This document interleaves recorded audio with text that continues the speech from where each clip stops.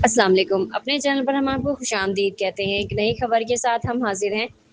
معرکہ حق بنیان المرصوص کو 1 سال مکمل ہونے پر پاک فوج کی حمایت میں گڈو ٹاؤن میں ایک بڑی ریلی نکالی گئی۔ ریلی کے شرکاء نے بینر اور قومی پرچم اٹھا رکھے تھے۔ ریلی گڈو ٹاؤن سے شروع ہو کر گڈو پریس کلب تک پہنچی، جس میں شہریوں کی بڑی تعداد نے بھرپور شرکت کی۔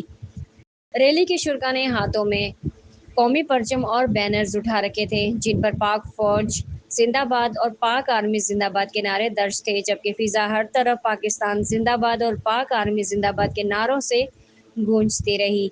شرکاء نے پاک فوج کو زبردست خراج تحسین پیش کیا اور ملک کی سلامتی اور استحکام کے لیے خصوصی دعا بھی کی گئی۔